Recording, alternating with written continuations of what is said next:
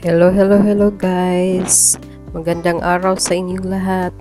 Ang menu ko for today ay sisig tofu. Napakadali po ng ating menu for today, ay mabilis lang lutuin to. At saka very affordable siya. Yung budget natin na 100, siguro makakagawa na po kayo ng sisig tofu. So ngayon guys, maghihiwa tayo ng ating tofu. Hugasan po muna natin at saka hiwa-hiwain ang square na maliliit. Kasi ipiprito po natin ito bago natin gawing sisig. So guys, ubusin lang natin ang paghihiwa ng ating tofu. Guys, kung hindi pa po kayo nakasubscribe sa aking channel, please do like, share and subscribe to my channel para marami pa po kayong video na mapapanood dito.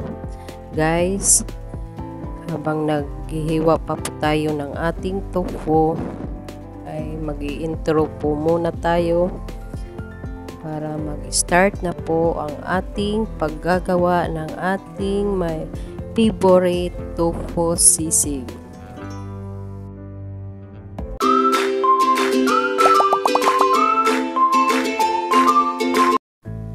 So guys, mayroon na po tayong dito hiniwa na bawang at saka sibuyas at siling green. At naglagay na po tayo ng mayonnaise at saka oyster sauce. At lalagyan pa po natin ng ating other ingredients like black pepper, saka salt and white sugar.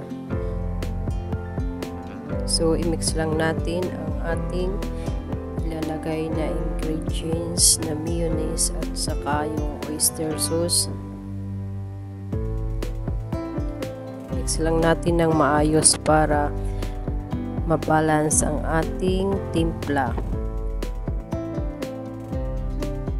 So guys, habang naka-prepare na po yung ating ilalagay na mga ingredients, magre-ready na po tayo ng ating pag-preparito ng ating hiniwang tofu. So guys, start na po natin ang ating pag-preparito ng ating tofu. So guys, ang liliit ng ating hiwa. Antayin na lang po natin na magkulay brown ang ating tofu at ipipirito din natin yung kabilang side. At ito na po, naprito na natin ang kabilang side at paluto na po ang ating pagpiprito ng tofu. So guys, i-ready na natin ang kawali. Sa isang kawali, naglagay po ako ng butter at igigisa ko po yung other ingredients like sibuyas, bawang at saka yung siling green. Wala po akong available na kulay red, kaya green lang muna ang aking gagamitin.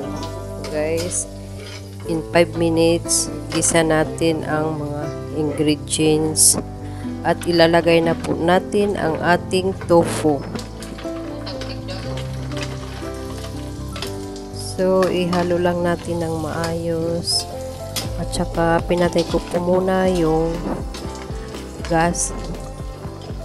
At imimix ko ng maayos to hanggat mag-combine yung butter at ma-absorb ang mga other ingredients. Hindi ko pa po inilalagay ang ating oyster sauce at saka yung mayonnaise. So, timplahan lang po muna natin other ingredients. Ihalo lang ng ihalo. So guys, okay na po ang ating sisig tofu. Lalagay ko na po ang ating mayonnaise at saka yung oyster sauce, black pepper at saka yung white sugar, salt. I-mix ko na po at saka pinatay ko na po ang ating gas para hindi po siya mag-oil kasi yung mayonnaise nag-oil siya pag mainit. So guys, luto na po ang ating mayonnaise. Ihahalo lang natin ng maayos na mabalance ang ating mga ingredients sa ating sisig. Magkakatakam ito guys, no? Ang bango-bango guys. Ito na po ang ating tofu sisig. Ihahango ko na po sa ating lagayan. Ito na po guys, ready na, ready to eat na tayo.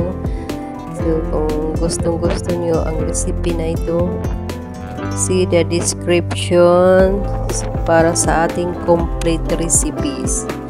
So thank you guys for watching my videos at sana hindi po kayo magsawa sa panunood. Please huwag nyo pong i-skip ang mga ads sa aking video. Thank you so much and God bless us all. Thank you. Ingat po ang lahat. God bless.